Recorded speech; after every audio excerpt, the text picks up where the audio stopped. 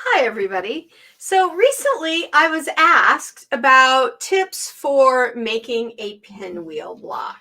And I love it when you all ask specific questions. I love doing these you asked for it, you got it kind of videos. And so that is exactly what we're going to do. Hi, everybody. I'm Diana from Sew in Common. I'm the owner, designer, and educator here.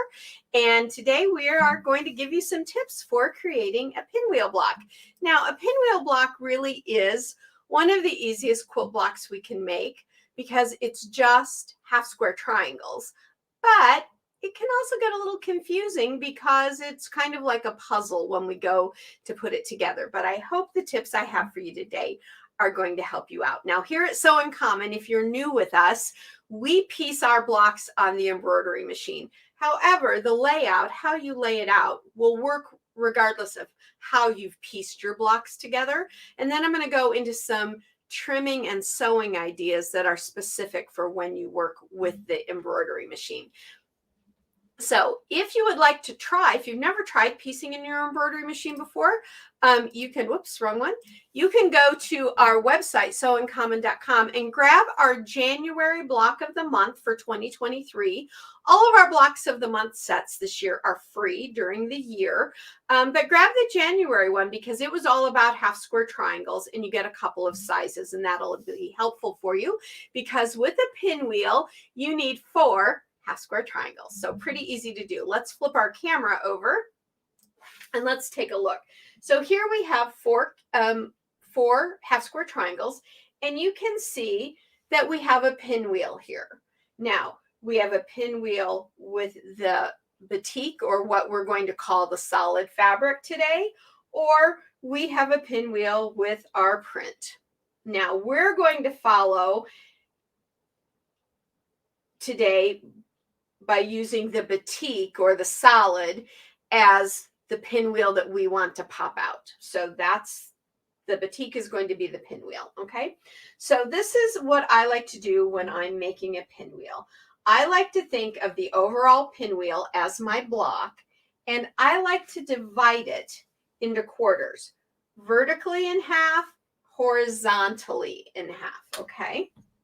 Now, when I do that, I have 4 quarters, and I always start in the upper left-hand corner, okay? And my upper left block, the seam, I always want to run from the upper left to the lower right. And that sets up my fabric to be in the upper right half of this block. All right. So upper left, lower right, that puts my first square fabric in the upper right half. That's where I want it to be. Now it's really easy because if I took this block and I rotated it once, look where that puts this solid fabric. Okay. So I've rotated it once. That puts this solid fabric in the bottom right. So it's gone from upper right to bottom right. Now, if I took this block and I rotated it once, look where that lands the solid fabric. It lands it in the bottom left. Now, if I took this block here, this quarter here, and rotated it once, look where that ends up, my solid fabric, in the upper left. So upper right, bottom left, wait, whoops, bottom left, there we go, bottom left, and upper left. And that is what creates our pinwheel. So pretty easy, right? A simple little formula. First square seam always goes upper left to lower right, and then placing your squares, the fabric that you want to be the pinwheel that pops out is the upper right, lower left, upper left. Not too hard, right? Now you can write that down if you like, because I even like keeping, even after 50 plus years of quilting, I still like to keep a little sticky by my table for when I'm working on pinwheels, because you can see how it's a puzzle. But if you just think about moving each one a quarter turn, then you see how easy it is to come together.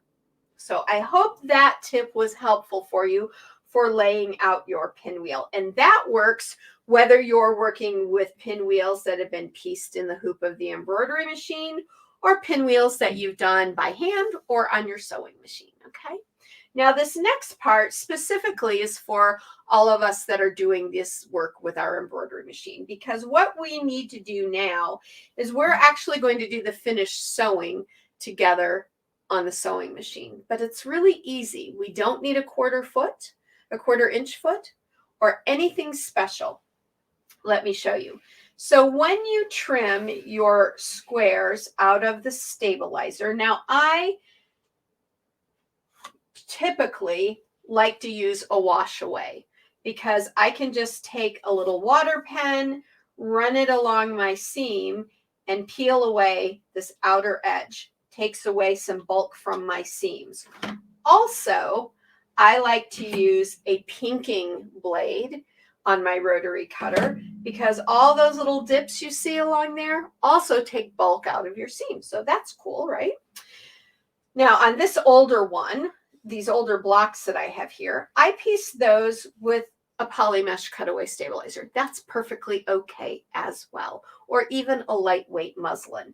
If you use something other than wash away, though, I still recommend you take a really good pair of snips and you snip away your outer stabilizer to remove that bulk. It's just going to help you in the end.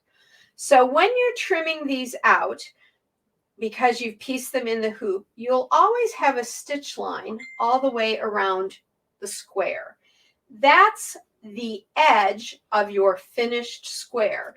So when you trim them, you just want to trim them a quarter inch out from that line. So take your good ruler with your quarter inch mark and place that quarter inch mark while it's still in the stabilizer along that sewn line, and then take and just trim that out all the way around. Okay, then you'll have your perfect seam allowance.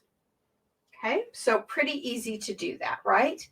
Then you're going to have to sew these together. Now, part of the question that I received from our subscriber was that she was losing her point. And I think she means she's losing her point here in the center.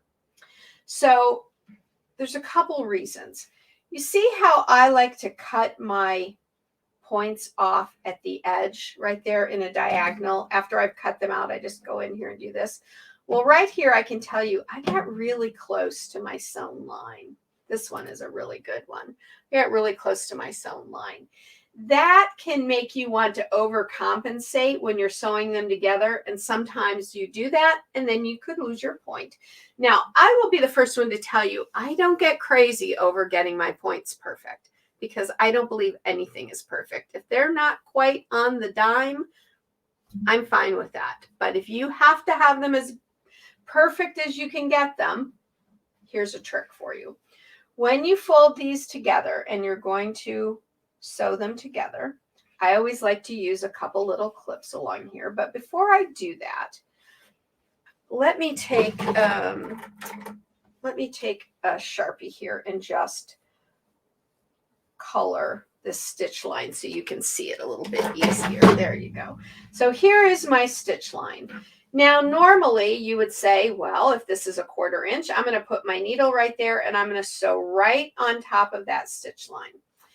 And that's fine, except sometimes when you open these up, you can still see the stitch line out here. Now, that doesn't bother me. It blends in. No one's really going to see it. But if you're someone that has to get your point perfect, you're not going to want to see that stitch line either. I would bet on that. So here's my tip, and here's how I sew my blocks together. I put the needle of my sewing machine right here. I don't put it down into the fabric, but I line it up right here. And then I use the features of my sewing machine to tap it over, the needle over to the inside of the line. One click, only one click. That one click, then when you just sew down the edge here, when you open it up, you won't see the stitched line and you'll still have that perfect 1/4 inch seam.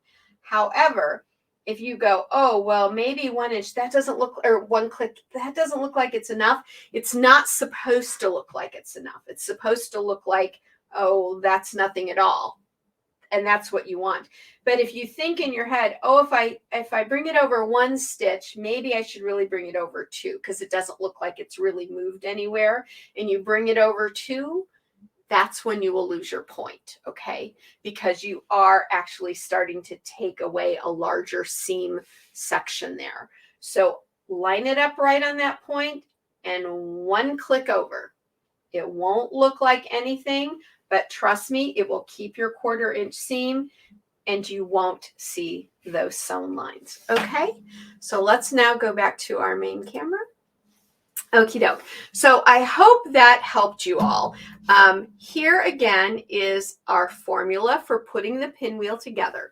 Your first square starts out in your upper left, and the seam should go from the upper left quadrant to the lower right quadrant, or point, or along the diagonal. Then when you place your squares, that first one should have the half that you want to be your pinwheel that stands out in the upper right. The next one, lower right. Right underneath that, lower left, upper left. And you get the perfect pinwheel every time. So I hope that helped everybody. Remember, if you need to get yourself some half square triangles, grab our free January block of the month from this year at our website. You can see all of our other patterns and things over there as well. And remember, all the patterns for the block of the month for 2023 are completely free. So go ahead and grab them and enjoy those. And go make some beautiful pinwheels and sew life beautiful. I hope that helped. I hope that answered our viewers' question. I love doing these for you guys. So no bad questions at all. Send me your notes. And if you need to contact me, you can contact me at support@sewincommon.com. All right, it's the word support@sewincommon.com. Until next time, everybody, sew life beautiful, and we'll see you soon. Bye for now.